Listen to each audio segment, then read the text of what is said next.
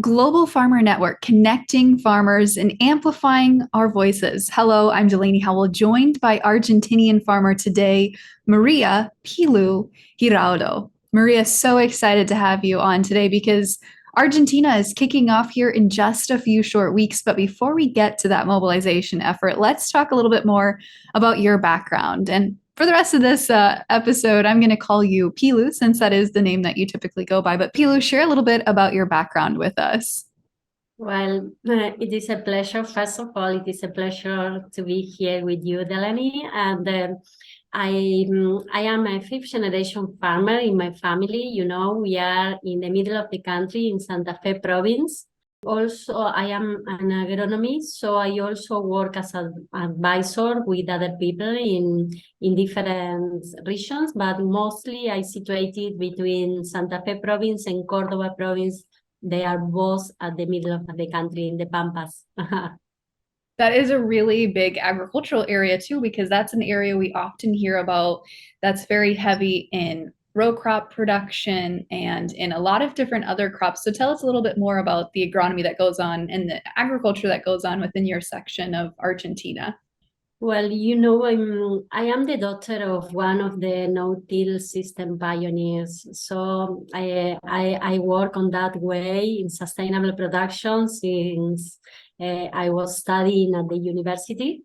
And I am proud of my country around the no-till system because, you know, they were farmers that they were concerned about soils and soil erosion and how to be more efficient with the use of water. So they decided to work with no-till in order to stop erosion.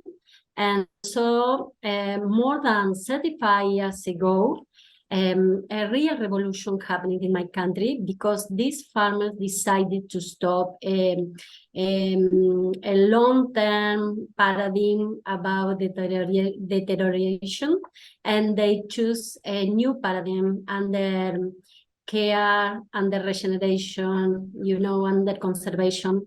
So today, my country, more than 90% of the cultivated area is under no-till. It's definitely the number one all around the world. But you know, no-till is a tool inside the system, and we need another practices and another technologies in order to be sustainable. We used to produce corn, soybeans, sorghum, barley, wheat, sometimes sunflowers. There is a lot of time ago we were growing sunflower. And today we are trying to integrate agriculture with livestock, you know, production. And we are having good results in order to achieve sustainable intensification. But we have 3 years with less rains, so we are suffering critical drought. So today perhaps you will find me just a little sad and concerned about the situation, but I can summarize for you that my country is a country that lead innovation, not only technological innovation, but also organizational and institutional innovation. We are very close together, farmers, technicians, and all the companies. We work all together.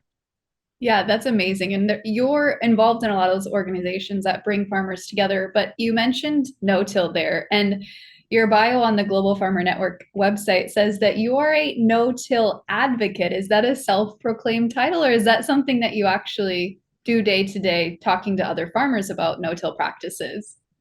No, I think that I have the no-till in my blood, you know, because it was very strong to be studying and to be at the university and to be learning another models another models from another time in the world, not only in my country, all around the world. You know, agriculture has a long story all around the world, but it was stunning to be farmers concerned about the soil and farmers asking another farmers, not only in my country, but also in other countries like United States, like Brazil, Uruguay, Paraguay, Chile, you know.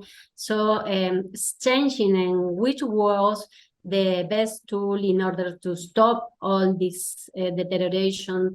And it was amazing to see the evolution and how good practices implementing all together during the time shows you a lot of results and brings you the opportunity to be very close to others. You know, that's the secret for me. We are a real network. We used to work under collaborative intelligence for collective action, and that's I think that summarize the no-till system paradigm, and that's why I have the conviction to work not only in my country, also worldwide about this tool that helps us everywhere. Yeah, it's a great tool. It's a great that farmers are able to implement it across all sorts of different agricultural practices in countries. But speaking of organizations coming together, you, as I understand it, have some background helping coordinate some policies for sustainable development for specifically the Ministry of Agronomy or Agro there in Argentina. What does that entail? Well, you are asking me for a crucial topic, you know, because it is incredible because my country is used to lead from a lot of time ago, as I told you, this conviction and how to use not only inside the country, as you said, in order to adaptate and to transfer this technology everywhere, all around the world. But we have a very big problem inside my country. You know, my country doesn't have an strategic vision. You know, our neighbors, they have. Yes, definitely. Definitely they have. And the government changed, and there is no problem because they know where to go. In my country, everyone that reached to the government decide a different thing. So it's very difficult for us. And on the other hand, I don't only want to put the responsibility to the government, because in the private sector, we need to improve our how to be involved with policymakers, how to be there in different chairs, in different places. We are trying to do that. We have a very big conflict in 28. The government put us high taxes for exports, our production. So we realized that we need to be more involved, but there's still not enough, and we need a lot of work in order to have better policies. You know, we have another good practice that the group of farmers founded an organization, an NGO, to be at the parliament, and that is very nice because we have the voice of farmers there. But we need to improve. We need to strengthen all that work, and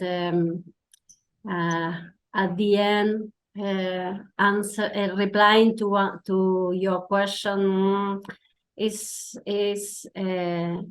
very difficult because everyone knows that no-till system is the best reply to the most important global agendas, and that we have it implemented, and we have the knowledge, we have the machinery, we have the people with the knowledge here, and we have also the architects. but we don't have the right policies, you know. Yeah, and I think that's where, Global Farmer Network really in particular helps farmers come together to find that voice so that they can go to policymakers or other farmers and say, hey, this is why this is important, or helping other farmers find their voice, I think has been really astonishing to see Global Farmer Network help others cultivate. Pilu, how long have you been a Global Farmer Network member? Well, I am proud to say that I am a Global Farmer Network since 2015. And in 2016, I have the honor to be again at the Global Farmer Roundtable in Iowa because I received the Kleckner Award. So that was a real support for me to increase my commitment and my energy also in order to grow advocating, of course, with the support and learning a lot with the Global Farmer Network and the Global Farmer members. But we're going to talk about that energy that you're bringing for Global Farmer Network efforts here, mobilizing everyone in Argentina in part 2 of the series. So, Pilu, for now, that's it. But thanks for joining. Thank you very much.